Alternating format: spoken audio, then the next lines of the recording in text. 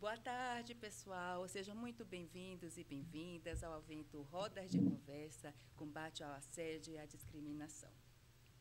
O Tribunal Regional Eleitoral do Estado de São Paulo, ele tem como uma de suas metas ser reconhecido como um tribunal sustentável, inclusivo e diverso, né?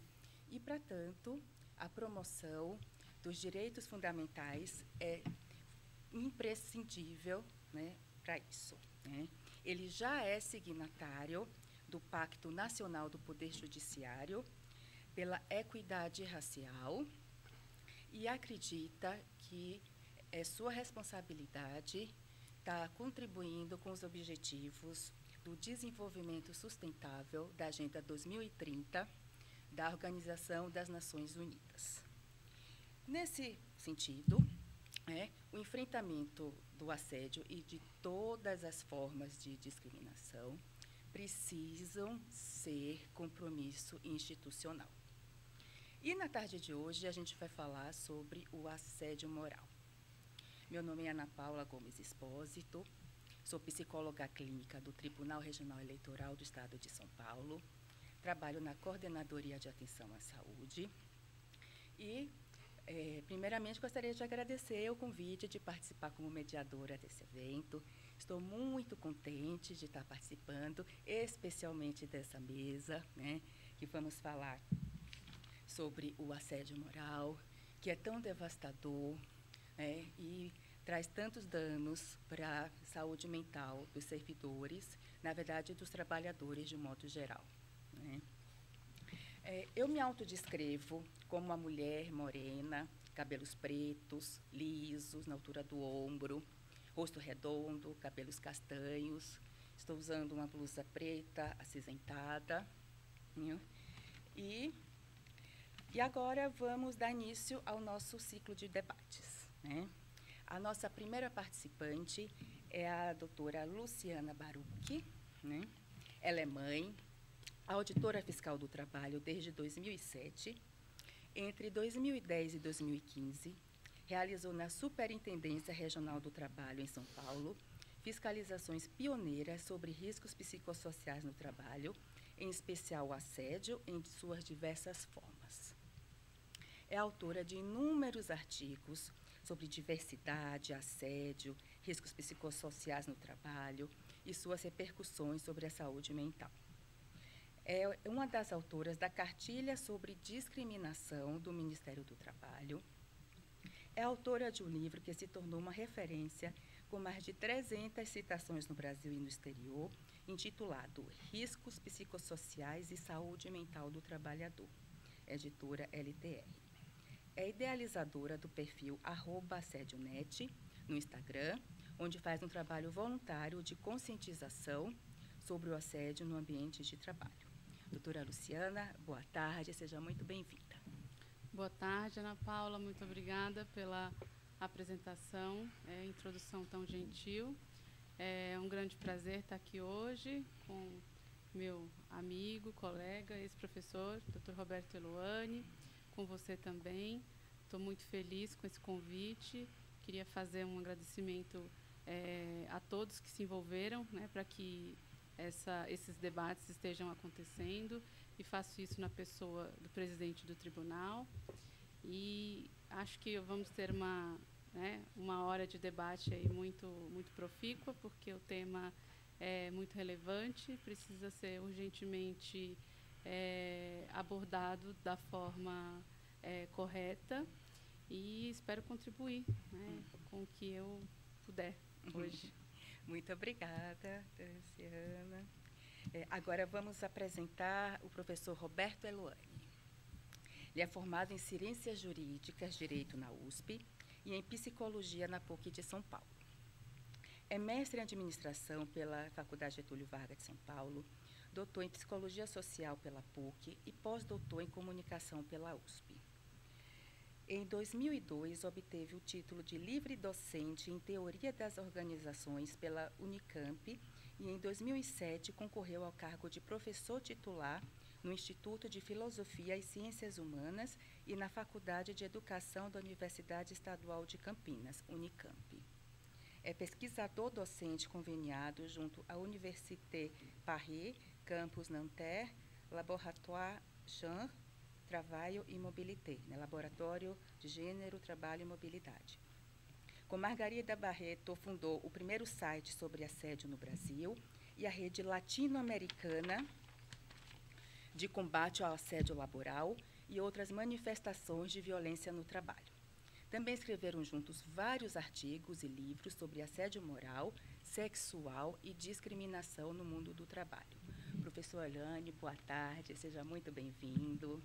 Boa tarde, Ana Paula. Bem, antes de mais nada, vou me descrever, né? Eu sou branco, estou com um blazer azul marinho e uma camisa azul clara. Né? Quero começar agradecendo o convite do Tribunal Regional Eleitoral, né? E parabenizá-lo pela coragem de abordar um tema que sempre é um tema delicado, né? É a questão do assédio moral, a questão do assédio sexual. É um tema delicado, mas por ser delicado, é justamente necessário que se tenha a consciência de abordá-lo com sinceridade. Então, eu parabenizo, agradeço muito ao presidente do tribunal por nos ter convidado. Fico feliz em estar ao lado de uma pessoa que eu tenho uma grande admiração como profissional e uma grande estima como pessoa, que é a doutora Luciana. E espero que a gente venha a colaborar para que o assédio moral não seja tão pungente, principalmente no nosso país, né? Que já é bastante sofrido em função da miséria e da fome que agracia, digamos assim, boa parte da população brasileira. Sem dúvida. Muito obrigada. Claro, obrigado. E agora, vamos iniciar nossa roda de conversa com uma pergunta até bem conceitual. Essa primeira pergunta vai para o professor Eluane. Professor, o que é assédio moral? Então, Ana Paula, quando a gente fala em assédio moral, a gente não pode pensar que assédio moral é tudo, né? Porque o tema assédio moral, ele ganhou a mídia, a verdade é essa, né? Quando Margarida trouxe esse assunto para o Brasil, há cerca de 25 anos atrás, inclusive ela me convidou para trabalharmos juntos, fundarmos um site, e a gente notava que no Brasil ninguém falava sobre esse assunto. Quando ele ganhou a grande mídia, todo mundo começou a falar sobre a questão do assédio moral, né? Mas também notamos que poucas pessoas, de fato, sabiam do que estavam falando. Então, há uma grande confusão, né? Muitas vezes atribuem a esse construto assédio moral uma conduta que é um desentendimento, que é um problema de comunicação, que acontece no mundo do trabalho, até porque cada vez mais a gente trabalha mais, né? Com as mídias, essas mesmas mídias que facilitam nossas vidas, né? O computador, o celular, enfim, toda essa parafernália, né? A gente acaba tendo uma jornada estendida. Aliás, é uma das grandes causas do assédio, eu vou falar sobre isso. Né? Quer dizer, você não trabalha mais 8 horas, né, como reza a CLT. A gente trabalha 9, 10, 11 horas, né, muito mais do que isso. Em consequência disso, é claro que as pessoas andam cada vez mais estressadas, têm dificuldade de saber onde é que começa a sua casa, onde que acaba o trabalho, né? E isso vai tornando o trabalho, muitas vezes, ao invés de ser uma fonte de prazer, em algo angustiante, né? Consequentemente, os ânimos ficam mais aflorados, as pessoas, muitas vezes, são cobradas, e aí está o grande problema. Nós adotamos, mesmo na área pública, nós adotamos uma lógica de cobrança de metas constante. Isso é no mundo todo, não é só um fenômeno brasileiro, né? E essas metas cobradas, para quem diretamente cobra, sendo que esse que cobra também é cobrado, vai levando, como diria o Polanyi, a um moinho satânico, né? Qual seja, cada vez mais nós estamos mais rapidamente fazendo as coisas e pensando pouco. Então, o assédio moral não pode ser confundido com um simples desentendimento.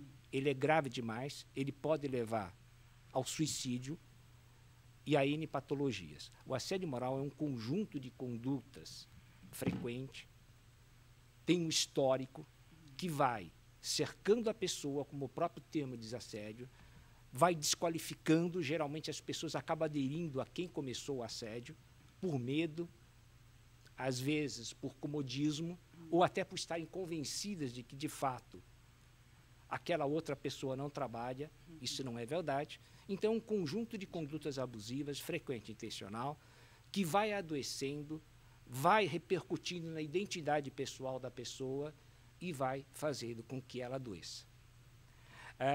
E, muitas vezes, quando ela adoece, é mais um motivo para ela ser posta para fora. Então, o assédio moral é algo muito grave, que toda organização minimamente séria deve ficar atenta a esse fenômeno e deve coibi-la. Não é? As pessoas têm o direito de trabalharem em paz e fazerem o seu trabalho com dignidade. Eu acho que a gente tem que notar que, quando um empregador contrata alguém, ele contrata uma força de trabalho. Ele não compra a dignidade das pessoas. Nossa, sem dúvida. Muito obrigada, senhor. É muito importante aí, né, quer dizer, você está aí frisando, né, para não se banalizar o assédio moral, né? Ele é muito grave, né, para ser banalizado, e é muito importante essa contextualização, né, que você portanto, trouxe. também não pode ser colocado embaixo do tapete, né, que é o que muitas organizações fazem, né, colocam embaixo do tapete como se ele não existisse, né? Então, a gente também tem que ficar atento a isso. Com certeza. Muito obrigada. E agora a gente vai para uma pergunta para a doutora Luciana. Por que as instituições, tribunais e empresas, elas devem inserir na sua agenda a discussão sobre o assédio moral? Obrigada pela pergunta, Ana Paula. Eu vou aproveitar para fazer agora a minha autodescrição, que eu ainda não tinha feito. Eu sou uma mulher branca, de 41 anos, cabelos na altura do ombro, estou com um blazer branco, maquiagem, brinco comprido, anel preto, esmalte, e hoje estou sem os meus óculos, que geralmente uso. Por que as instituições, empresas privadas, tribunais, órgãos governamentais, fundações, enfim, por que todas as organizações, de um modo geral, precisam se preocupar com a questão do assédio em suas diversas formas e nela compreendido o assédio moral? Porque o assédio moral, eu entendo como uma violação de direitos humanos. E nós evoluímos para um mundo pós-guerra a partir de uma Declaração Universal de Direitos Humanos. Então, eu acho que nós precisamos, enquanto organizações, repensar o rumo que a nossa sociedade está tomando quando a gente não consegue perceber que o assédio moral constitui uma violação de direitos humanos. Porque todas as pessoas precisam ter direito ao trabalho, a uma vida digna, a não ser perseguido, a não ser torturado, a uma vida livre de violência, à saúde, a ser processado com ampla defesa, contraditório. Eu estou falando do que é mais básico. E quando eu vejo os casos, as situações de assédio moral, e há um caso emblemático no serviço público, inclusive, de uma pessoa conhecida do Dr. Roberto Eluane, que cometeu suicídio, que sofreu assédio moral por muitos anos. Foi o primeiro caso que a Justiça reconheceu o assédio moral no serviço público. E, se a gente analisa o caso dela, o que ela viveu, ela basicamente viveu uma violação de vários dos direitos humanos. Então, eu poderia dizer que é porque é ético, que é porque a Constituição traz alguns princípios, poderia ser preciosista e falar da NR17, do Ministério do Trabalho e Emprego, mas eu acho que a gente precisa lembrar que o assédio moral ele é praticado nas organizações através da violação de diversos direitos humanos. Muito obrigada, Luciana. Acho que é muito importante isso, quer dizer, que a assédio moral vem junto à violação de uma série, né, de direitos aí, né, que é bem pertinente, né, que você colocou. Agora, antes de continuarmos, gente, só quero frisar para todos os participantes que é necessário estar confirmando a lista de presença, viu? Tem 2 jeitos de estar confirmando. A primeira é pelo link que está disponível na descrição do vídeo, e o outro jeito é pelo QR Code, que está no canto da janela, viu? A confirmação é importante para estar podendo receber o adicional de qualificação, viu? Mas vamos voltar agora, né, e feitas as perguntas iniciais, né, para contextualizar do que estamos falando, agora vamos ouvir uma breve introdução sobre o tema assédio moral com o palestrante professor Eloé. Bom, como eu disse já, a questão, quando nós falamos em assédio moral, né, nós estamos falando de uma questão atual, né, embora historicamente ela seja antiga, isso é interessante, né, quer dizer, a questão da humilhação, né, no ambiente laboral existe quase a época da Revolução Industrial, né? Se a gente for analisar alguns textos históricos, né, que tratam da primeira Revolução Industrial, da segunda Revolução Industrial, nós já veríamos descrições, né, nestes textos que conotam, francamente, um processo de humilhação no cotidiano, né, principalmente daqueles que não correspondiam ao que era exigido. Mais do que isso, neste livro, inclusive, a gente, no primeiro capítulo, né, que foi um livro que escrevi com Margarida Barreto, né, no primeiro capítulo nós descrevemos a questão do assédio, tanto moral como sexual, sendo uma temática preferida, digamos assim, né, no Brasil colônia, né. Se nós formos ver o que os senhores de engenho faziam com os escravos e escravas, nada mais era do que tomar conta da alma e do corpo daquelas pessoas, não é? Desde que eles chegavam até antes, né? Até antes, quando vinham, os escravos morriam de banzo. O que é o banzo? Era uma depressão severa, porque eram tratados como animais. Então, nós temos no Brasil, isso a gente tem que tomar muito cuidado e ter coragem para abordar esse assunto.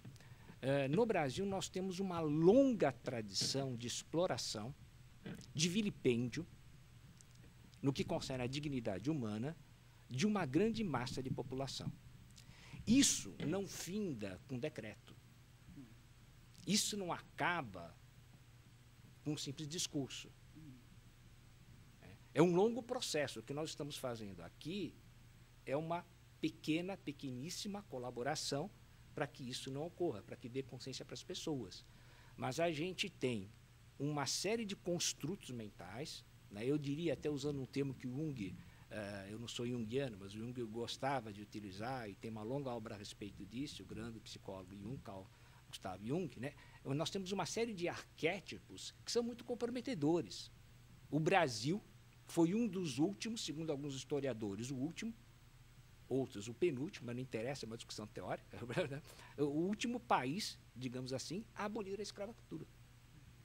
Quer dizer, até pouco tempo nós tínhamos pessoas que eram vistas como coisa, né? Como diriam os juristas, rex nullius, né? Pessoas que não valem nada, são coisas, que eu descarto quando não produzem mais, que eu descarto, e era o que acontecia, quando ficam doentes. Então, isso vai levando as pessoas a terem uma relação com o outro, com aquele que o serve, de posse, né? De posse do seu corpo, de posse da sua alma, de posse do seu saber. Então, a primeira questão que eu acho que tem que ficar clara para o mundo jurídico, principalmente para os juristas, é que não adianta negar essa herança autoritária. Nós temos que enfrentá-la. Nós temos que deixar claro, e as organizações podem sim ter um papel muito importante, educativo, né, no que concerne a isso, nós temos que deixar claro que não se admite mais, no ambiente laboral, que as pessoas sejam tratadas como coisas, que as mulheres sejam vistas como as escravas eram vistas, que trabalhavam e serviam ao senhor de engenho, trabalhavam de dia e o serviam à noite. Isso não é mais possível de ser visto. Infelizmente, no Brasil, nós temos presidentes de instituições públicas, por exemplo, sendo processados. Já um bom começo, estão sendo processados por assédio moral e por assédio sexual. Né? Mais do que isso, né, nós temos, infelizmente, né, pessoas em cargos de gestão que, quando, veja bem, são frustrados em sua tentativa de assédio sexual ou de importunação sexual, não interessa aqui, a discussão jurídica são coisas diferentes, mas não interessa se importunação ou assédio sexual, não interessa para nós, vai ser mais ou menos a mesma coisa, transformam esse fato num modo de vingança e começam o quê? Assediar moralmente para que sirva de exemplo para as demais pessoas que quem não se submete aos seus caprichos, quem não se submete às suas taras, à sua forma de encarar o colaborador, entre aspas, né, vai sofrer tal como os escravos sofriam. Isso é impossível de ser aceito. Então, em função disso, eu acho que nós temos uma longa trajetória, uma longa jornada. Porque o Brasil tem que ser passado a limpo, o Brasil ele tem que ser corrigido. Esses arquétipos nós temos que trocar o sinal. É impossível de ser feito? Não, não é impossível de ser feito.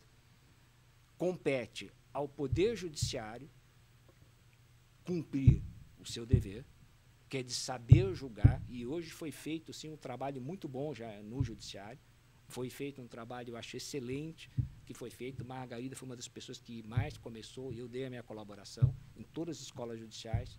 O Ministério Público está muito mais preparado para enfrentar essa questão, as pessoas nem sabiam direito o que era, mas compete agora a eles julgarem adequadamente, não com os olhos apenas na lei, de jeito nenhum com os olhos apenas na lei, porque o fenômeno é muito mais complexo do que a objetividade jurídica pode contemplar, mas, efetivamente, né, verem o que ocorre no ambiente laboral e compete, sim, sem sombra de dúvida, aos órgãos de fiscalização. Temos a Luciana Baruch aqui, que não é porque é minha amiga, mas tem feito um trabalho excelente, fez um trabalho excelente no que concerne a isso, fiscalizarem, de fato, o que ocorre nesse ambiente laboral. Não é? Porque se nós formos, obviamente, simplesmente julgar uma organização, seja ela pública ou privada, através de seus dizeres, da sua narrativa institucional, dizendo que ela é isso, que ela é aquilo, que ela a missão, a visão, a sustentabilidade, seja lá o que for, você não vai estar julgando a organização. Você não vai estar conhecendo a organização. Você vai estar conhecendo, de fato, a narrativa oficial, que pode ou não coincidir com o mundo concreto. Então, compete, sem sombra de dúvida, ao Poder Judiciário e ao Ministério Público continuar fazendo o seu papel, e tem feito bem, de passagem, e compete aos órgãos de fiscalização continuar fazendo o que tem feito. Poderiam dizer, nossa, mas o Eloane está sendo muito pessimista. Não. Pelo contrário, eu estou sendo muito realista. Porque, veja bem, Ana Paula, se nós admitirmos que, até pouco tempo, a nossa forma de controlar o trabalho era o chicote, isso há pouco tempo, historicamente, é nada, nós éramos isso e nós já conseguimos admitir oficialmente que esse tipo de comportamento não é, de fato, admissível, nem do ponto de vista ético, nem do ponto de vista moral, e muito menos do ponto de vista jurídico, e já é um grande avanço. Se nós já temos pessoas abnegadas que se dedicam e se dedicaram também as vidas todas a fazerem isso, como Margarida Barreto, né, como pessoas hoje em dia fazem, na atualidade, é um excelente avanço. Para quem há pouco tempo usava o chicote, agora usa a palavra e agora usa o convencimento. Então, nós crescemos. Eu não estou sendo pessimista. Eu estou dizendo o contrário. Eu estou dizendo que, no Brasil, nós temos uma tradição que naturaliza o excesso. Naturaliza o excesso no que concerne às metas, naturaliza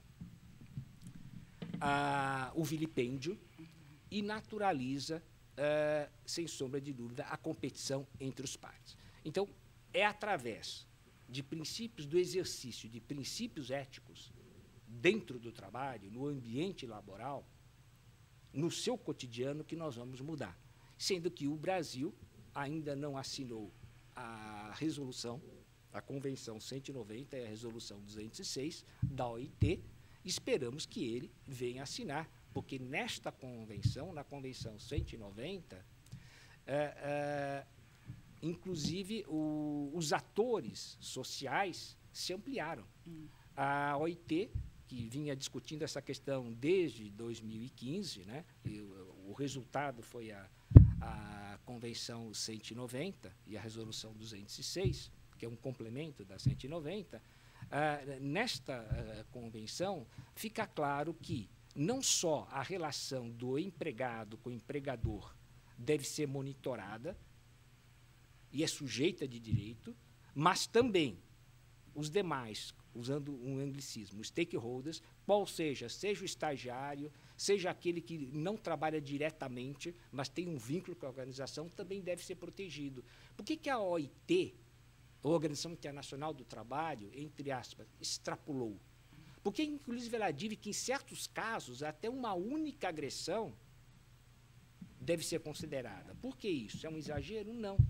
É porque nós chegamos a um ponto que o próprio sistema produtivo ficaria comprometido, tamanha a força do assédio em tentar gerar produção e produtividade. Ou seja, um órgão internacional tem que convidar aos países ditos civilizados a pararem com essa lógica de produzir a toda hora, a todo momento, custe o que custar. Isso mesmo. Pois é, Jane, assim, é sempre muito bom, né, tá te ouvindo, traz contribuições excelentes, né, de estar aí contextualizando, né, a história, né, do quanto a longa tradição de exploração, né, a longa tradição de coisificação das relações, né, e muito importante também estar trazendo aí alguns casos, né, alguns exemplos, né, bem ilustradores, né, dessa temática. E, além de tudo, acho que um ponto aí que você levantou super importante, que a gente vê hoje, que é um discurso muito grande, né, de combate, né, mas que acaba, quer dizer, não vindo junto, em alguns casos, essa parte, né, quer dizer, a importância também do combate, né, da fiscalização, né. Então, assim, eu acho que excelente, viu? Muito obrigada, viu? E agora a gente vai passar para a doutora Luciana, que também vai estar falando ali algumas palavras para a gente. O Eloane fala muito bem sobre esse assunto, e eu gosto de ouvi-lo porque ele consegue ter um distanciamento que eu não consigo ter, até pela minha carreira, até pela minha própria função. É difícil não pensar em investigação de assédio o tempo todo, identificação do assédio o tempo todo,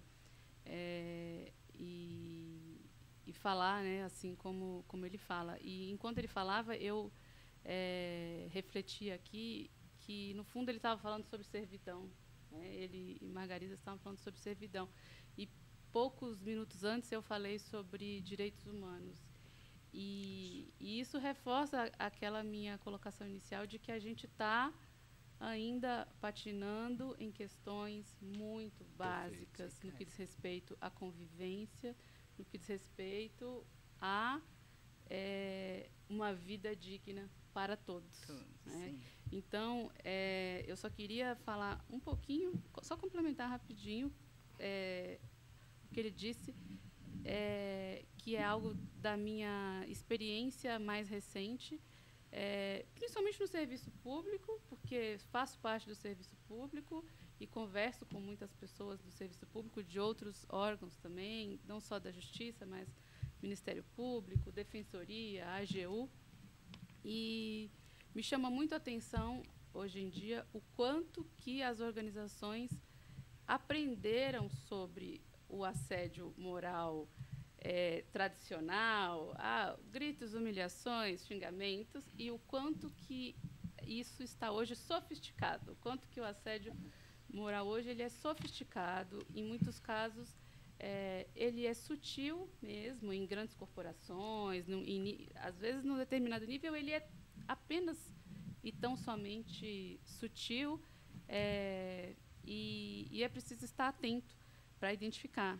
Então, alguns comportamentos assediadores que eu acho que são importantes de serem identificados, né, por quem às vezes fica em dúvida se está ou não sofrendo assédio. O assediador muitas vezes não sustenta no espaço público um discurso, um compromisso que às vezes ele tem numa conversa individual. Manipulam a vítima, né, através de ameaças veladas, muitas vezes a ameaça é direta, usa de mentiras, usa de artifícios, de ficções, para que a vítima perca o controle, para que ela faça exatamente o que ele quer que ela faça, que é se incriminar, se comprometer, enfim, dar os instrumentos que ele muitas vezes precisa para abrir um processo administrativo disciplinar, né, por falta de ética, de decoro, enfim. Excessos de piadas, brincadeiras que não têm um lugar de ser, que não parte de uma intimidade verdadeira entre as pessoas, deixando pouco espaço para a vítima se posicionar. E quando ela se posiciona, ela é taxada de hipersensível, ela é dito que aquilo é um mimimi, entende? É uma reclamação boba, que aquilo não se justifica, e isso vai geralmente se prolongando, né, no tempo. Às vezes dá à vítima um tratamento pior do que o que dá aos demais. Usa os pontos fracos da vítima contra ela, né, o que a gente chama de calcanhar de Aquiles. Né? Então, identifica qual que é a fragilidade.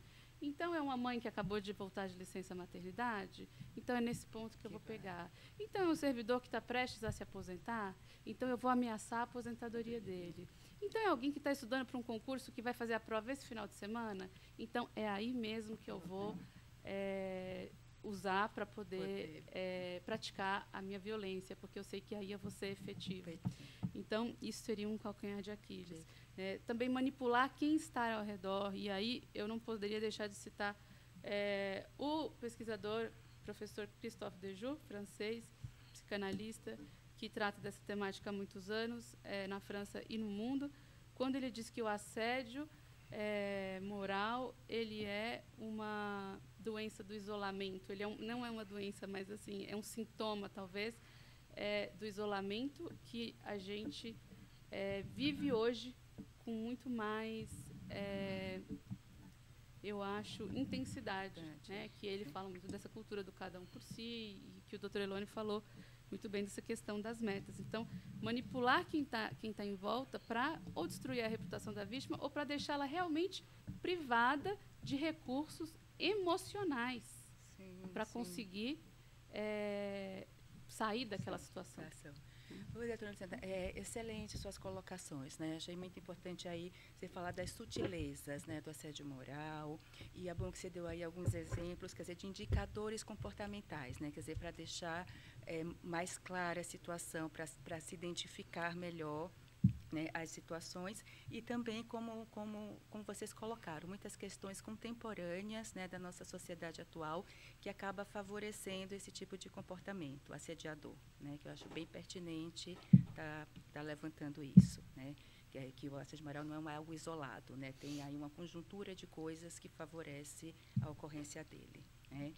Muito Sim, obrigada. Eu vejo o assédio muito como um sintoma de uma organização que geralmente está muito doente. Porque eu tenho esse livro sobre riscos psicossociais, saúde mental do trabalhador, e eu falo do assédio, não eu, né, mas quem estudou esse tema antes, eu apenas sistematizei, coloca os conflitos e a violência como um desses riscos. E depois de 15 anos no Ministério do Trabalho e fiscalizando esse tema, o que eu percebo? O que eu percebo é que as organizações que têm uma quantidade maior de riscos psicossociais são exatamente aquelas em que o assédio vai aparecer com mais frequência, com mais intensidade, com mais violência. E agora a gente tem 3 perguntas, né, que os servidores, né, que elaboraram, foi feito um quiz, e desse quiz, né, foram tiradas essas 3 perguntas, viu? Então, vamos lá. A primeira pergunta vai para o professor Eloane. Professor, como se prevenir do assédio moral? Quais condutas podem configurar assédio moral? Como se prevenir, né? Então, a prevenção, primeiro tem que deixar claro, eu acho que isso é uma questão que precisa ficar realmente clara. Primeiro, a gente tem que tirar da nossa cabeça, que é algo que já está incutido há bastante tempo, de que o assédio é produto de uma relação pessoal. Tá? Lá sei, é o Roberto Eloane que assedia a Luciana que assedia o Roberto Eloane, é a Ana Paula que assedia ou é assediada. Tirar isso. Acaso assim? Sim. Acaso, está cheio de gente neurótica por aí, isso pode acontecer sim. Tem um assédio que é basicamente interpessoal, enfim, e que deve ser visto como algo quase patológico. E daí a função do gestor, ele tem que intervir, sim, sob pena de ser conivente, né, ou, na melhor das hipóteses, omisso. Né? É uma função deles, tem que ficar muito claro. Mas, na maior parte das vezes, nós temos como pano de fundo, e essa é uma luta que a Margarida começou há 25 anos atrás, não é? Que a gente tem batido nessa tecla, trabalhando 25 anos juntos, que o assédio tem uma relação muito próxima à forma como é organizado o trabalho. Ou seja, é o modo de trabalhar que gera o processo de assédio. Quer dizer, se você tem metas a serem cumpridas a toda hora, a todo momento, quem não as cumpre é feito de palhaço, literalmente. Ocorreram isso em várias organizações. Pessoas que literalmente tinham que usar o chapéu de palhaço, pessoas que tinham que fazer flexão, pessoas que tinham que fazer a dança da garrafa em pleno auditório. E daí para baixo, sim, se isso está acontecendo, não é? Se as pessoas têm medo de falar do assunto, já gera um certo incômodo, né? Obviamente, tem alguma coisa de errado na organização. Não é? E não é, portanto, um problema apenas interpessoal. Tem relação direta com a organização. Então, primeiro, nós temos que avaliar se as formas de avaliação, se a forma de se organizar o trabalho, ela está adequada. Entendi. Não é? Caso contrário, as pessoas começam a dar o que elas têm de pior. Não é? E eu sei que a Luciana, posso falar, ela também pensa assim. A gente tem que, quando ela faz a fiscalização, não é verdade? Então, a primeira coisa é avaliar como o trabalho é organizado. Em segundo lugar, como é feita a avaliação. Em terceiro lugar, o que acontece para aquelas pessoas que não conseguem, por alguma razão, cumprir as metas.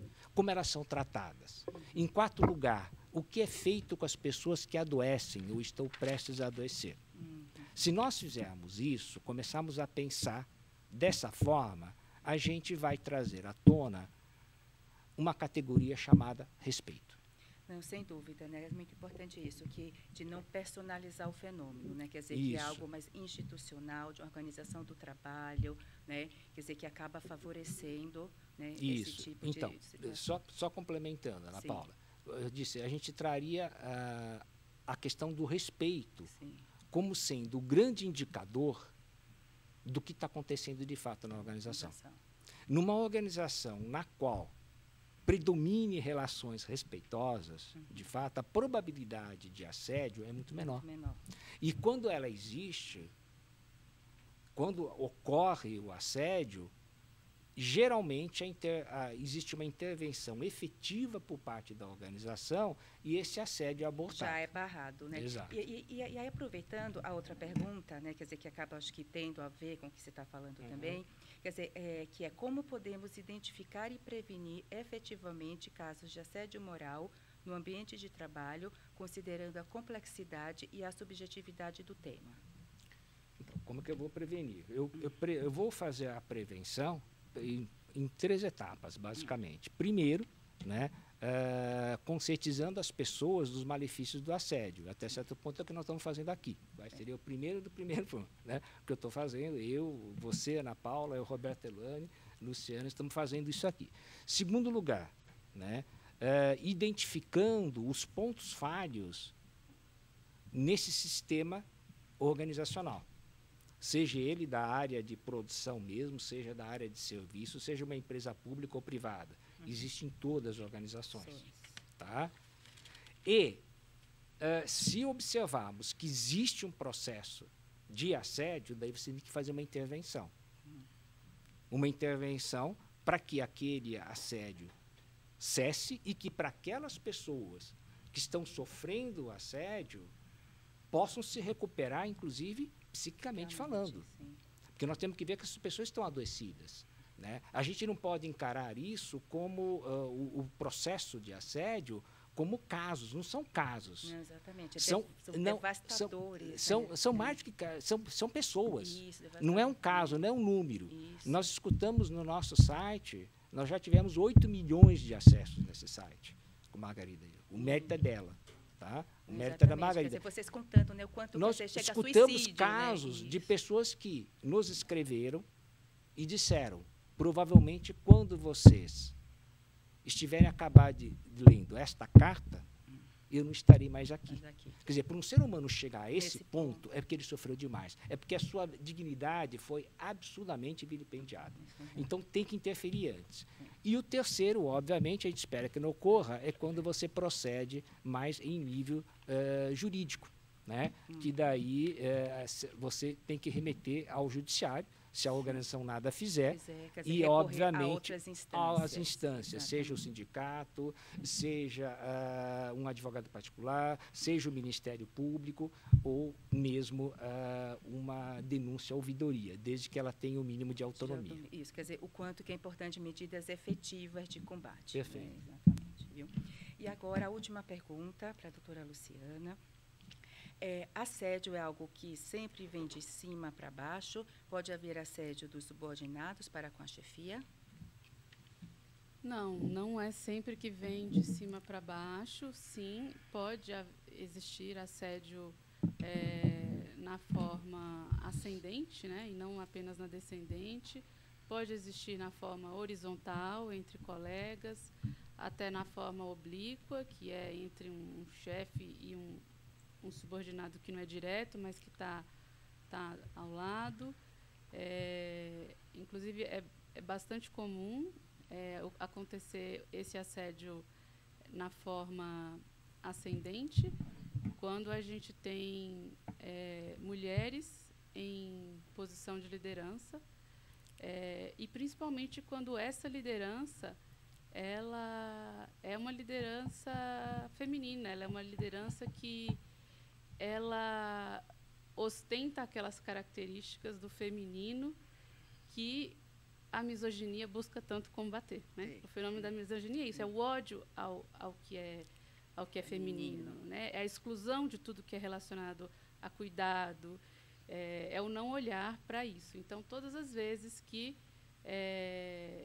isso acontece, por exemplo, na administração pública, se alguém vai para um posto de chefia, e essa liderança, e aí pode ser de um homem, pode ser de uma mulher, mas ela é uma liderança que ela é mais empática, que ela é mais respeitosa, que ela busca incluir mais as pessoas.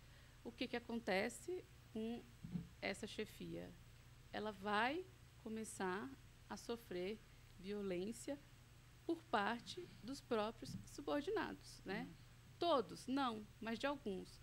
Quais? Aqueles que estavam, muitas vezes, acostumados a se aliar a chefias anteriores para abusar de um colega, para reprimir uma outra pessoa ou para se sobressair ali, de alguma forma, ter algum tipo de vantagem. Então, todas as vezes que a liderança tenta restabelecer o respeito, geralmente ela sofre assédio. Então, ele pode acontecer em vários sentidos e direções, desde que exista uma motivação para isso e desde que esta pessoa ou esse grupo, ou às vezes até um conjunto, uma organização, consiga se organizar para pressionar, para coagir, ou para submeter, de alguma forma, quem às vezes tem poder, mas não consegue exercer. Né? É muito importante essas colocações, né? Quer dizer, que o assédio, quer dizer, ele pode vir por diversos lados e do quanto que você contextualizou, né? Quer dizer, de quando é de baixo para cima, tem aí algumas configurações que se ressaltou com muita procedência, com muita pertinência, né? E agora vamos estar encerrando esse debate, né? Quero agradecer a vocês, né, pela riquíssima discussão que foi feita, pelos pontos levantados, as reflexões que foram feitas. Realmente, quer dizer, vai contribuir bastante, né, para essa conscientização, né, que é uma, né, das inúmeras outras coisas que vocês colocaram, né, para o combate, para o enfrentamento do assédio moral. E também queria agradecer a todos e todas os espectadores, espectadoras que nos assistiram hoje. Um muitíssimo obrigado a todos. Né? Vocês querem colocar mais alguma coisa? Não, eu quero só agradecer a você, Ana Paula, a presidência do Tribunal Regional Eleitoral, poder estar aqui dando uma pequena colaboração, estar ao lado de uma amiga muito querida, que é a doutora Luciana, né? E espero que, de fato, as pessoas que nos assistem possam tirar o maior proveito e pensem que, afinal de contas, uma agressão com o outro, né, que hoje acontece com o outro, amanhã poderá vir a ser com a gente. Sem né? dúvida. Então, que não banalizem essa questão e que se sensibilizem pelo sofrimento alheio. É isso. Isso mesmo. Faço minhas as palavras do Eloane. Muito gratificante me somar, né, a tantas iniciativas nessa semana de prevenção e combate ao assédio moral. Muito obrigada pelo convite e uma grande honra falar nesse debate aí para os servidores, para os magistrados, enfim, e para todo, né, o serviço público de um modo geral. Muitíssimo obrigada a todos e todas.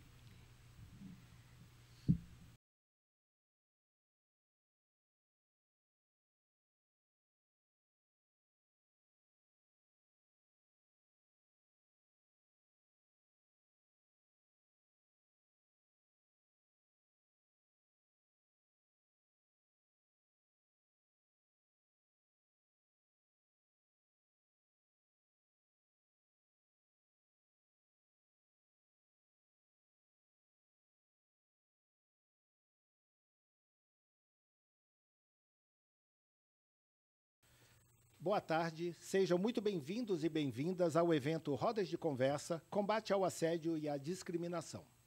O Tribunal Regional Eleitoral de São Paulo tem como meta ser reconhecido como um tribunal sustentável, inclusivo e diverso, e elegeu como desafio promover a garantia dos direitos fundamentais. É, portanto, signatário do Pacto Nacional do Poder Judiciário pela Equidade Racial e acredita que é seu dever contribuir para o alcance dos Objetivos de Desenvolvimento Sustentável da Agenda 2030 da ONU, a Organização das Nações Unidas.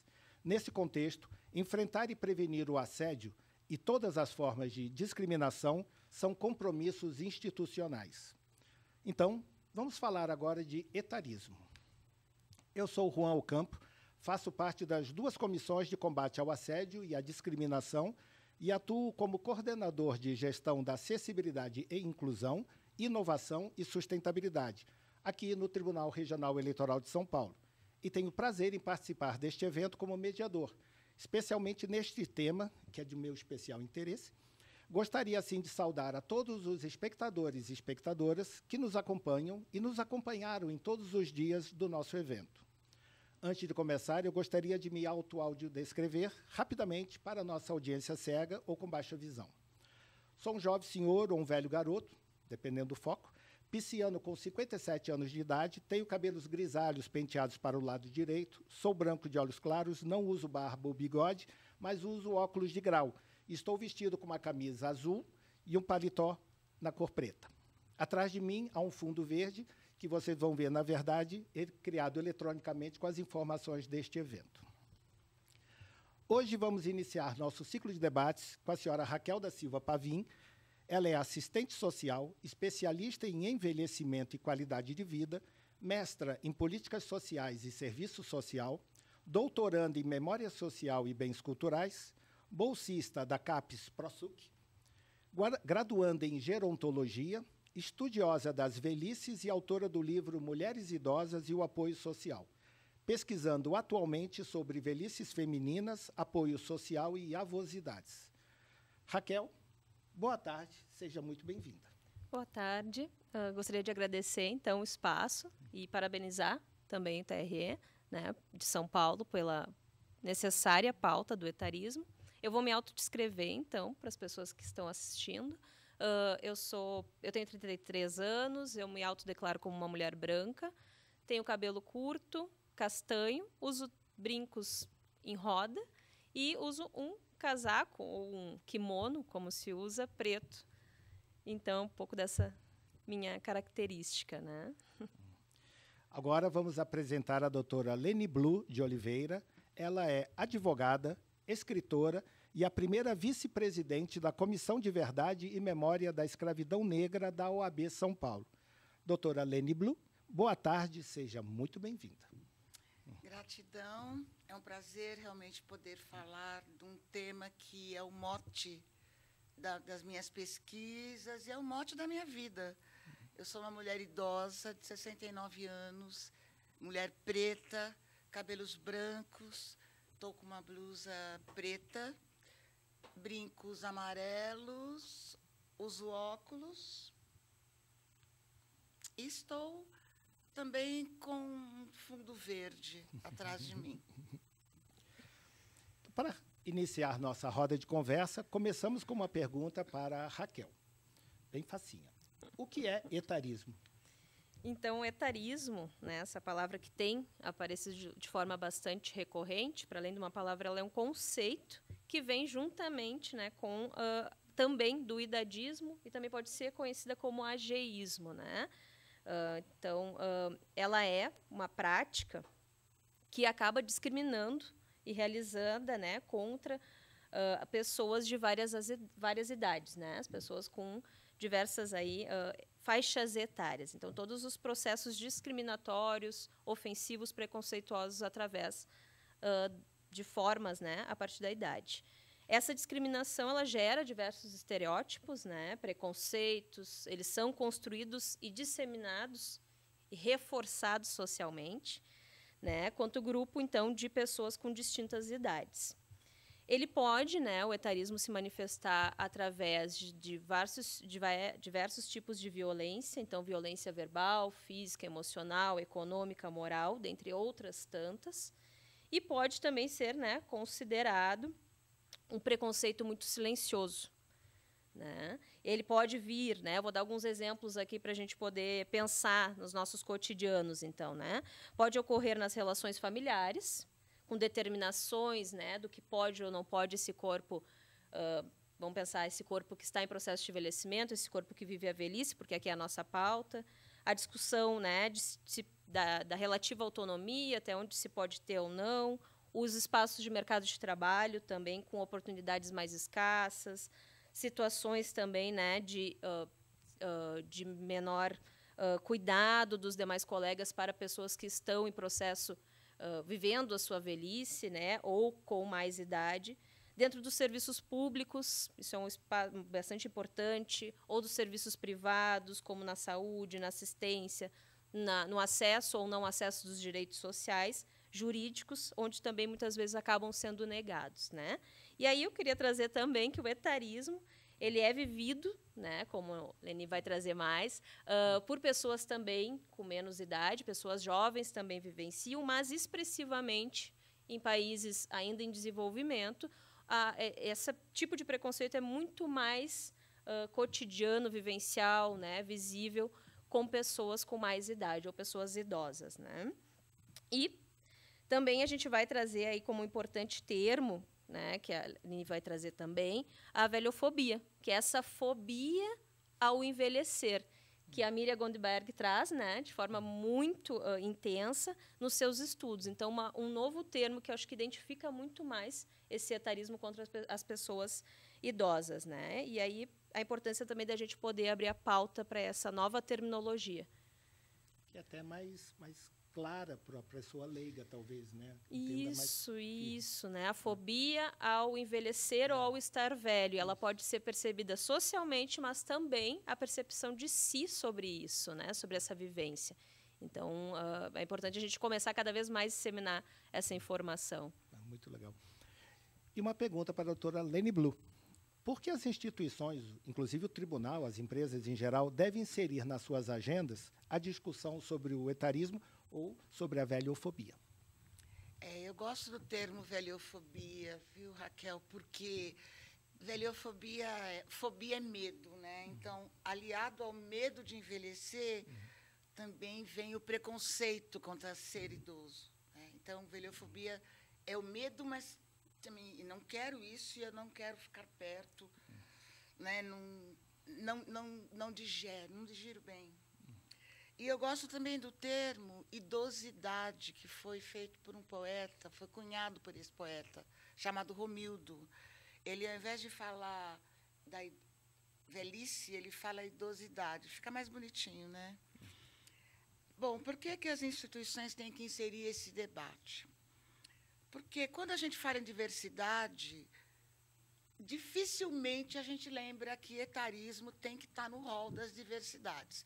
Então, as empresas têm um compliance a ser obedecido, e aí negros, negras, mulheres, indígenas, etc., idade nunca está. Então, passa desapercebido o etarismo, a velhofobia, nos quesitos para contratação, permanência dos funcionários até. Então, o que acontece? Ocorre a invisibilidade desse segmento, né? E o que é importante? A invisibilidade ela faz com que os idosos enfrentem maiores dificuldades para conseguir emprego. Então, aí ocorre a desigualdade. E a mentira que o idoso não trabalha. Ele trabalha e muito, porque a aposentadoria é insuficiente para a manutenção. E, face a esse preconceito, eles não trabalham, a maior parte, nos subempregos. E por quê? Porque os gastos aumentam, eles têm que pagar impostos, são arrimos de família, grande parte deles. Então, a desigualdade ela influi negativamente, e inclusive economicamente, para o sistema. Então, é importante que as instituições e empresas, além de inserir, discutam a idosidade, né? Por outro lado, tem um ganho excelente quando ocorre o relacionamento intergeracional. Por quê? Porque os idosos são profissionais mais velhos que agregam muita sabedoria. E os mais jovens vêm com a curiosidade, com a internet, com a tecnologia. Essa junção é benéfica para as empresas e benéfica para a sociedade, do modo geral. Então, é urgente que visibilize esse preconceito, visibilize esse desemprego que ocorre para as pessoas idosas, para a efetivação dos direitos, né? Perfeito. Antes de continuarmos, quero relembrar a toda a audiência que, para aqueles que necessitarem, é necessária a confirmação da presença por meio do link disponível na descrição desse vídeo ou então pelo QR Code que aparece aqui em algum canto da tela. A confirmação de presença é necessária para aqueles e aquelas que desejarem o registro do adicional de qualificação. Vamos abrir espaço agora para perguntas que foram enviadas pelos servidores e servidoras deste Tribunal Regional Eleitoral de São Paulo, eu, inclusive, tomara que tenham selecionado as minhas, no quiz aplicado às temáticas que estão sendo abordadas neste evento. Minha primeira pergunta é para a Raquel, e é curtinha. Etarismo é crime? Sim, segundo o Estatuto da Pessoa Idosa, né, essa lei, que é a Lei 10.741 de 2003, ela vai, sim, em 3 importantes artigos, dizer que a discriminação, né, referente à idade são, sim, formas de criminalizar, né, e que precisam também ser penalizadas. Então, eu destaco aqui, não vou ler a lei, mas destacar 3 importantes delas, né, dentro do Estatuto, o artigo 4º, o artigo 27 e o artigo 96.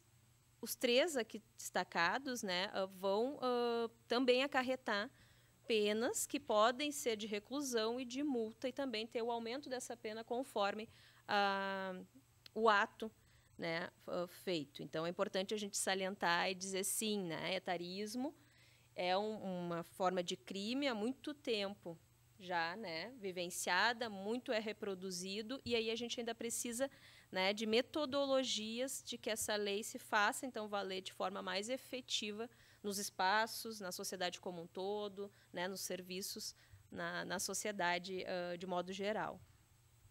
Obrigado. Tem uma pergunta, então, é maiorzinha, porque é dupla pergunta, mas é simples. Para a doutora Aline Blum. Pode ser considerado etarismo quando a vítima é uma pessoa jovem e a idade do agressor importa para se caracterizar o etarismo? A Raquel falou um pouco sobre isso, né? Esse preconceito ele atinge jovens também. Mas estima-se, tem uma pesquisa que fala, que aponta que a cada 2 pessoas no mundo, uma tem atitudes discriminatórias em relação à idade. E são atitudes que pioram a saúde física e mental das pessoas idosas. Porque é muito naturalizado esse preconceito. Às vezes, por uma brincadeira, né? Às vezes, por uma pergunta, às vezes, até por um elogio, por exemplo. Você não parece a idade que tem. Pronto. Já caracterizou essa aplicação da velhofobia. Bom, então, retorno para a Raquel. Considerando que o etarismo não se justifica por nada, claro, mas menos ainda pelas limitações naturais que o envelhecimento acarreta ao ser humano, como agir com as pessoas que têm algum tipo de limitação física ou motora, sem que isso acarrete em preconceito? Eu acho que essa pergunta ela é bem importante, porque ela fala sobre as formas como a gente vai atuar com a população, né? Eu voltaria. Antes da gente pensar nas formas como fazer intervenção quando a situação chegar aos nossos espaços, aqui os mais diversos, é a gente pensar como as formações estão pensando sobre o envelhecimento populacional, né? Então, isso tem que estar na pauta das nossas especializações, da nossa formação profissionalizante, seja a nível profissionalizante, seja a nível superior, para que a gente possa pensar isso dentro da formação, né? Como que a gente vai fazer o atendimento? E aí eu sempre vou articular muito a questão da educação, né? Que a gente precisa ter essa educação para envelhecer, mas não de forma somente individual, é importante também, mas como que socialmente a gente vem pensando ações, como que a gente está discutindo isso na rede básica de ensino, né, nos espaços de saúde, para aí sim, quando chegar a demanda específica, né, quando chegar alguma pessoa que está sofrendo de alguma limitação ou que veio a ter alguma limitação, a gente consiga construir alternativas, e é isso mesmo, é construir com a pessoa e não para a pessoa, aí a gente já está pautando a questão da democracia e pluralismo, no sentido de pensar o que já foi tentado, o que daqui para frente a gente pode tentar juntos, né? No sentido mais plural dessas ações. Eu penso e tenho certeza, né, que a gente só rompe com preconceitos quando a gente se permite adensar os assuntos, se debruçar sobre eles, romper mesmo com o que está pré-estabelecido. E aí, até pensando assim um pouquinho, né, eu queria trazer uma frase que é conhecer para poder auxiliar da melhor forma. Eu acho que essa é a forma da gente trabalhar com todas as formas como o preconceito se mostra para a nossa sociedade, né? E a base na educação ela também é muito importante, na formação na educação. E discutir nos lugares como a gente está fazendo aqui é importante, né? Uma pauta extremamente necessária, urgente. Porque dá a sensação de que as pessoas banalizam isso na rotina dela, não, normal. Aí no que você toca, não é crime, não é correto, aí a pessoa se penitencia ou se policia melhor, né? É uma construção, né? O que nós estamos fazendo hoje aqui, esse diálogo, é uma construção. Gostei de uma expressão que você usou ali quando a gente estava conversando, que você é uma mulher em construção. Não, foi contigo, eu acho que a gente está sempre em construção. Sim. Então, a gente, em tese, quando ficar idoso, a gente está bem construído, a gente está bem pronto, né? E eu ainda tenho um problema que, por ser homem branco, nascido na década de 60, eu tenho que também ser um homem em desconstrução. Tenho que ser desconstruído e reconstruído de um jeitinho melhor. E aí é chato você chegar velho e aí começa a sofrer isso, o etarismo, né? Eu falei, poxa vida, caramba, né? A gente tem que falar muito disso mesmo, não tenha dúvida. Mas eu tenho uma outra pergunta para a senhora. Desculpa, para a doutora Lene Blu. Eu te chamei de senhora, a gente combinou que não ia fazer isso. Pode chamar do que você não, mas quiser, você ia senhora mesmo. Você ia me devolver um senhor e eu não queria isso. Ah, mas a senhora é bom. Tá, então, vou perguntar para a senhora, doutora Lene Blu, com a pandemia e o crescimento dos trabalhos remotos, as populares reuniões virtuais, o Zoom e os afiliados, né, que utilizam muitas ferramentas tecnológicas, pode-se dizer que houve acréscimo ou impacto nos casos de etarismo? Pois é, há controvérsias, Juan, porque a pandemia veio e nós estamos forçados a utilizar a tecnologia para a comunicação, até para pagamento de tributos, para a vida. Mas tem a exclusão digital, que não acompanhou esse crescimento. Então, nós temos, em 2020, 38,7% da população de 60 a mais sem acesso à internet. No caso da população negra, nós temos, em 2019, 39,6% da população negra, só 39%, tem acesso à internet. O que acontece com isso? O resultado são que os trabalhadores idosos foram os que mais sofreram também com a falta de vagas. Por quê? Pela lacuna do conhecimento, né? Não tenho acesso, não conheço. E também porque, além do acesso ao conhecimento, não tinha acesso ao aparelho pela exclusão social. Então, a exclusão digital ela passou a ser também uma exclusão socioeconômica. Nós temos um índice de 14,3 milhões de pessoas idosas que ficaram desempregadas nesse período. Então, não foi um ganho para a população idosa. Não teve que se adaptar porque perdemos empregos. E o que é sério nisso? Que a exclusão digital ela já foi considerada, além da Constituição Federal, no artigo 5º, dá o direito à informação, direito à dignidade. Então, a exclusão digital cerceia esse direito fundamental, viola esse direito fundamental. E o Conselho de Direitos Humanos da ONU, quando da pandemia, ele regulamentou uma resolução que eu vou ler: promoção, proteção e gozo dos direitos humanos na internet, defendendo a necessidade de criar medidas à interrupção intencional do acesso à internet, inserindo esses direitos no rol da Lei Internacional de Direitos Humanos. Então, olha como isso é sério, né? Direitos e deveres, né? O direito ele vai se modificando com o tempo.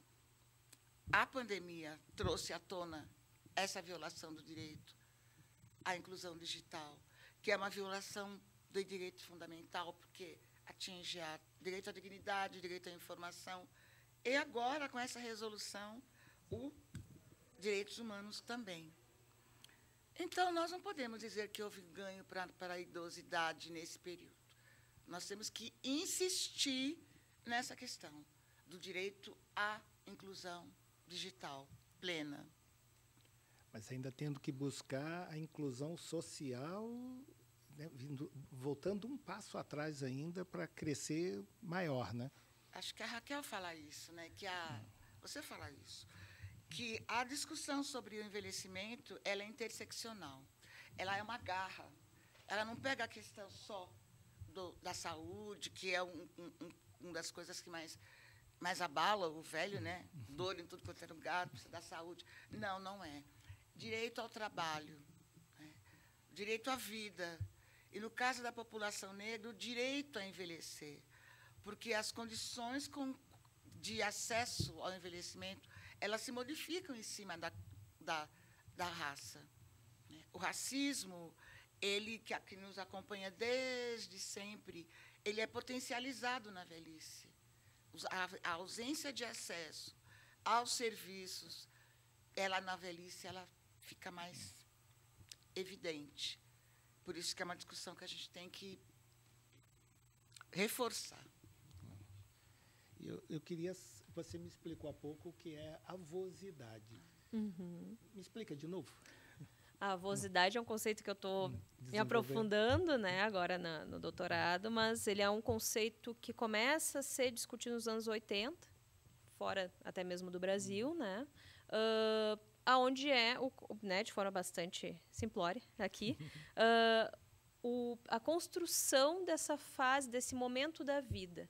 Assim como a gente fala no momento da infância, assim como a gente fala no momento da adolescência, como que a gente se percebe, né, ou como que a gente tem entendido esse momento dos laços com a figura dos avós, né? Então, e aí a gente está pensando também em intergeracionalidade o tempo inteiro. E aí mais uma forma da gente pensar formas de romper com esse etarismo, né? Eu só vejo pela via das relações intergeracionais. E talvez quando quem teve a oportunidade, eu tive de conviver muito com a minha avó, isso também me acarretou a ser hoje pesquisadora dessa área e entender e querer, né, poder pensar também a partir de estudos, também pensar a minha velhice, mas não somente a minha, né? Como é que da academia a gente consegue também estar expandindo aí como respostas, né, para a sociedade. Então, a avosidade ela é uma forma, ao meu ver, que pode estar uma via dupla, pode reproduzir etarismo, mas, ao mesmo tempo, através da relação intergeracional, também fazer processos de ruptura ou até novas formas de entendimento. Maravilha isso. Eu não sabia se a avosidade era uma coisa, seria uma forma de preconceito ou seria uma coisa afetiva. É uma coisa afetiva. Isso, é um momento de estar, é um estudo sobre, né, esse momento de ser, de estar. A avó, isso superpassa também gerações. Não, porque não existem somente avós idosos, né? Existem avós com 40, 45, 50, 60, 80, né? Porque a criança, ela, por padrão, né, a criança e os avós sempre têm aquela relação afetuosa, a gente imagina, por padrão. E aí vê os números que a senhora me autorizou assim, que a senhora nos traz. Quer dizer, então, são números altos para esse preconceito que a gente imaginava que seria muito remoto. Porque se toda criança que teve a chance de compartilhar o amor dos avós, ele depois vai ser esse vilão, né, vai ter esse comportamento, a gente já fica meio surpresa, assim, onde que essa pessoa, essa criança se desviou, né? Porque, do nada, ela vai ter preconceito contra a sabedoria, contra a pessoa com mais idade. Eu confesso que eu tenho uma dificuldade de entender onde que acontece essa ruptura que você usou, né? Mas acontece, pelos números, né? Isso é meio chocante. É uma construção e também isso tem muito a ver com a forma com que a velhice é vista. A gente não se vê como velho. O velho é o outro. A gente estava falando sobre isso. Se o velho é o outro, eu não preciso me preocupar com isso. Né? E também, como o velho sempre é colocado numa posição meio que degradante, eu não quero ser isso. Eu não quero pensar nessa possibilidade, de estar ao que... Como é que são as fotos dos idosos no metrô? ao quebrado, acabado. Não se mostra a realidade. É que também, lógico que a gente tem isso também. Então, ninguém quer ser velho e também ninguém quer discutir isso. Por isso que essa não é bem uma ruptura, é uma educação para a invisibilidade. E esse momento é muito importante porque a gente está desmistificando na prática essa violência da invisibilidade. Você me fez lembrar, a gente passou por isso na sessão de acessibilidade, a imagem, a plaquinha do idoso, dava pena do boneco, todo dobrado, com a bengala, né, caidinha. Às vezes a gente está assim, mas não é sempre. Agora a placa está mais bonita, ela está uma pessoa ereta e está ali, mais 80 ou só o idoso, mais de 60. E a gente até brinca, né? Porque assim, tem prerrogativas que o idoso com mais de 80 tem, que é a super preferência, né? E tem gente com mais de 80, minha mãe hoje, graças a Deus, 84 anos, está com saúde melhor que eu. O único remédio que ela toma é um colírio, eu tomo mais, eu tomo uns 3 já. Então, assim, isso é muito legal de ver a pessoa com 80 e poucos anos e uma saúde maravilhosa. E a gente desenhando eles ainda tortinhos com a bengala, que minha mãe nunca viu, nunca precisou disso, né? Precisou quando quebrou o pé, esses dias até, mas isso foi temporário. Então, assim, eu acho que realmente a gente precisa entrar nessa seara, tipo assim, não dá para se desperdiçar o conhecimento acumulado, essa construção de vida, né? E usar um preconceito tão sem sentido contra a pessoa idosa. Eu confesso que eu tenho dificuldade. E também ver o idoso como um ser participante em todos os setores da sociedade, porque ele trabalha, ele paga impostos, ele anda de ônibus, ele vai à feira, só que ele não é importante, ele é visto como um corpo descartável. Corpo inútil, ele não é um corpo inútil. Então, essa visão tem que ser aflorada. Como uma pessoa que tem uma vida atuante não é percebida no contexto da sociedade. E não são poucos, né? É a grande maioria, tem que trabalhar, né? Como é que vai ficar de aposentadoria? Não dá. E a gente fala que a outra opção a ficar velho é muito pior, né? Que é não chegar a ficar velho. Então, eu acho que é uma consequência natural da vida de todo mundo e que todo mundo deveria observar isso. Se eu não morrer, eu vou ser velho. Então, se eu vou ser velho, eu não deveria ter, né, esse preconceito. Pelo contrário. Mas o ser humano ainda precisa evoluir muito, né? De fato. É isso. Vou precisar encerrar, mas você quer me corrigir em alguma coisa? Fique à vontade, Raquel. Não, acho que é isso, assim, essa discussão ela é aqui só um pedacinho de algo que é muito maior, né, e que é multifacetado, o etarismo é multifacetado, mas dar os parabéns e dizer que essa temática ela precisa estar em todos os espaços, cada vez mais, e isso é urgente, né, e dizer assim que é um prazer poder estar dividindo a mesa com vocês, especialmente com essa mulher maravilhosa aqui. Eu é que digo. Eu quero ouvir suas palavras também. Estou muito contente por essa oportunidade de falar sobre o mote da minha vida, porque discutir o envelhecimento é o mote da minha vida. Não só porque eu sou idosa, mas é porque eu quero que a nova geração tenha políticas públicas efetivas para chegar na idosidade com qualidade, né? E eu vou puxar a sardinha para a minha brasa ou a brasa para a minha sardinha. Eu sou uma mulher idosa negra, e o que me preocupa é a necessidade da gente tirar o véu da invisibilidade e elucidar os tentáculos do racismo estrutural e as potencialidades do racismo estrutural na idosidade negra, né? Porque só com esse tipo de discussão nós vamos traçar estratégias, elaboração de políticas públicas efetivas para essa população idosa, que junto com a população dos não negros também. Mas eu quero realmente colocar essa brasa, né? Que combater o racismo estrutural é também garantir o direito ao envelhecimento da população negra. Cada vez mais necessário, né? Não tenho dúvida. Eu agradeço essa oportunidade. A gente é que agradece muito a presença de vocês aqui. Eu é que não deveria estar aqui nessa mesa, porque vocês arrasam no tema. Eu sou só um velhinho em construção. Tá bom? Mas é isso. Muito bem. Encerramos aqui nosso bate-papo, sempre esclarecedor, como já sabíamos que seria. E quero agradecer novamente a presença das nossas palestrantes, a doutora Raquel e a senhora doutora Lene Blue, por esses ensinamentos e por esta conversa tão gostosa. Agradecemos, assim, a todos e todas que participaram e acompanharam o nosso evento, com especial agradecimento aos intérpretes de Libras, a Guel Mateus e o Ryan, da Secretaria Municipal da Pessoa com Deficiência de São Paulo, que sempre nos apoia e auxilia, tornando acessível este diálogo também para a nossa audiência que se comunica nesse idioma, em especial as pessoas surdas ou com deficiência auditiva. Muito obrigado aos dois. Relembro ainda que todos estes vídeos do nossa roda de conversa ficam disponíveis na página do YouTube do Tribunal Regional Eleitoral de São Paulo. Agradecimento especial também à Comissão da Verdade sobre a Escravidão Negra do Brasil, da OAB Seccional São Paulo, que contribuiu com a organização deste evento. Precisamos também agradecer à FAPCOM, Faculdade Paulus de Tecnologia e Comunicação, na Vila Mariana, aqui em São Paulo, que nos cedeu seu estúdio de gravação e equipamentos, sem os quais não teríamos conseguido produzir estes vídeos. Portanto, nosso especial obrigado para a Deise e para a Marcela, e também para os nossos novos e já queridos amigos da equipe do estúdio, Pedro, Danilo e Fernando. Muito obrigado, pessoal. Saibam que a gente gostou muito daqui e vai voltar várias vezes. E assim, neste momento, encerramos nosso evento intitulado Rodas de Conversa, Combate ao Assédio e à Discriminação.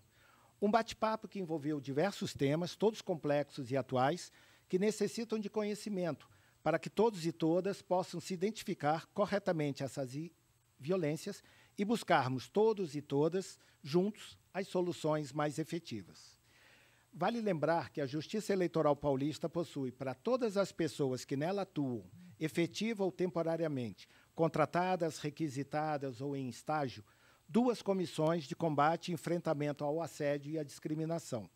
Uma para o 1º grau, os cartórios, e outra para o 2º grau, a secretaria.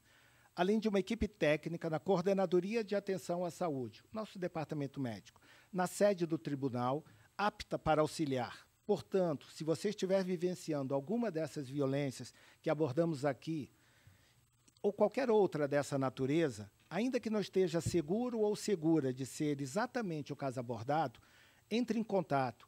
Busque auxílio da sua respectiva comissão pelo mesmo e-mail, combateaoassédio@tre-sp.jus.br, combateaoassédio@tre-sp.jus.br.